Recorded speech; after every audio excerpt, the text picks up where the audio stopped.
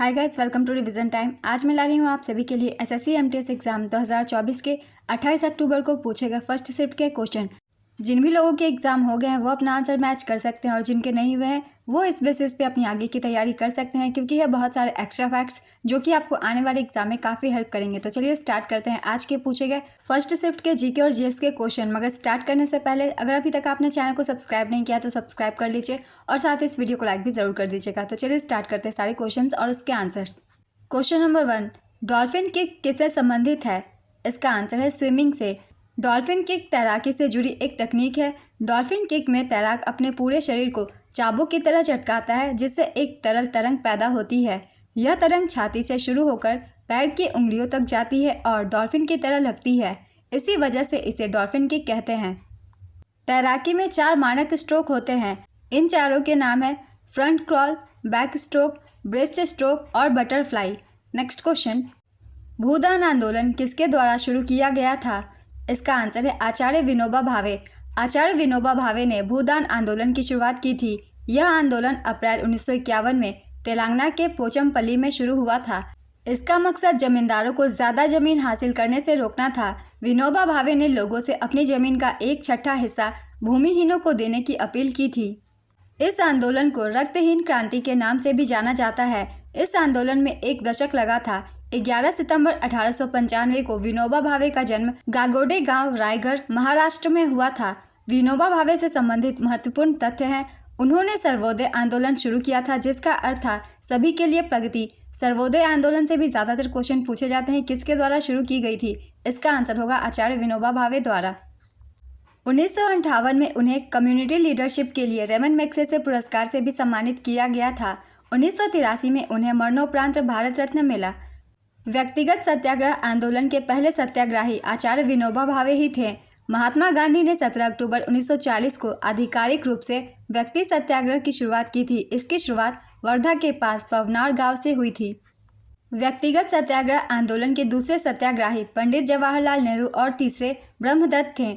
ये सभी extra points आप सब याद रखिएगा, क्योंकि ये सिर्फ एमटीएस एग्जाम के लिए नहीं बल्कि आने वाले हर एग्जाम के लिए इंपॉर्टेंट है। इस तरीके के क्वेश्चन हर एग्जाम में पूछे ही जाते हैं। नेक्स्ट क्वेश्चन, किसने अपने माँ के लिए एक शहर की स्थापना की थी? इसका आंसर है कृष्णदेव राय। कृष्णदेव राय ने अपनी माता नगला देवी की स्मृति में विजयनगर के पास स्थित नागलपुरा नामक एक नगर की स्थापना की थी।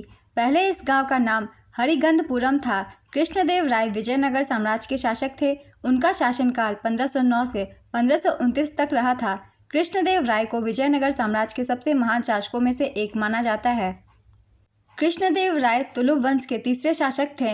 विजयनगर में उन्होंने प्रसिद्ध विट्ठल स्वामी और हजारा रामा स्वामी मंदिर बनवाए। तेलुगु भाषा में कृष्णदेव राय का काव्य अमुक्तमाल्याद साहित्य का एक रत्न है। भारत के प्राचीन इतिहास पर आधारित उनकी पुस्तक वंशचरितावली तेलुगु और संस्कृत दोनों भाषाओं में उपलब्ध है।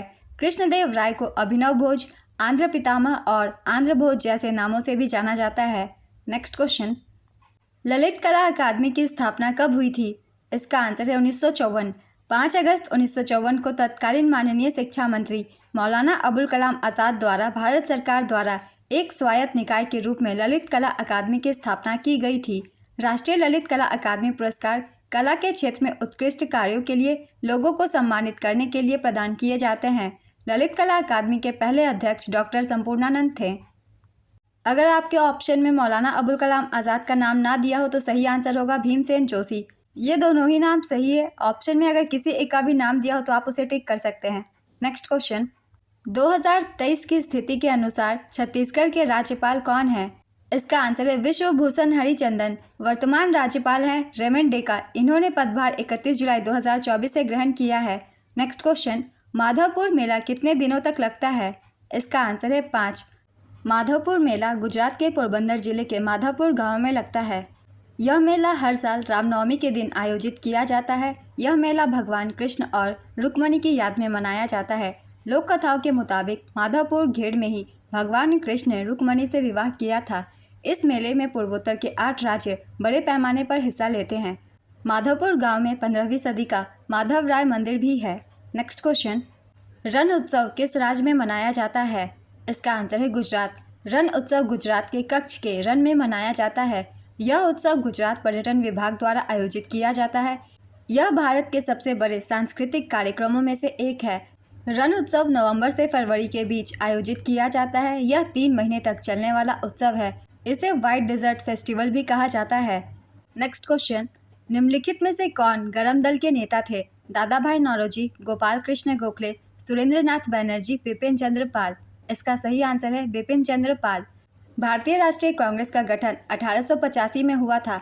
1907 में सूरत अधिवेशन में यह 2 धड़ों में विभाजित हो गई। गरम दल गर्मजुट, जिसका नेतृत्व बाल गंगाधर तिलक कर रहे थे, और दूसरा था नरम दल नर्मगुट, जिसका नेतृत्व गोपाल कृष्ण गोखले कर रहे थे।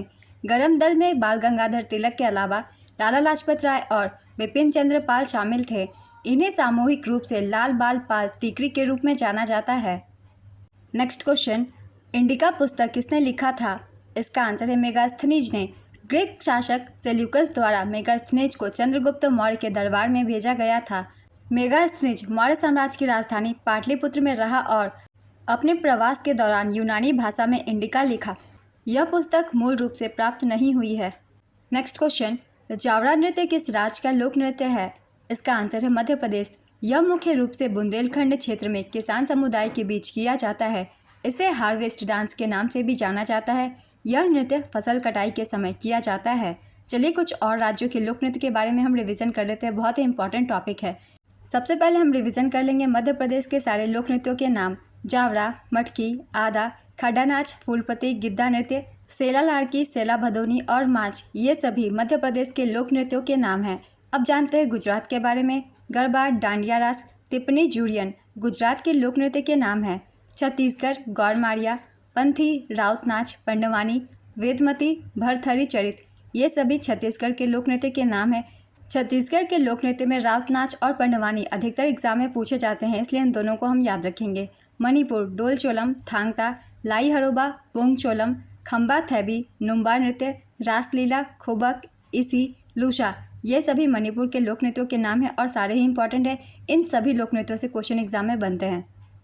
झारखंड डोमकच, घोड़ा नाच, झिटका, सरहुल, बराव, फगुआ, हंटा डांस, मुंदारी डांस, मंदारा झूमर, पाइका, अग्नि, जन्नी झूमर, ये सभी झारखंड के लोक नृत्य हैं। बिहार जाट जटिन, बखो बखिन, सामा चकेवा, विदेसिया और पनवरिया।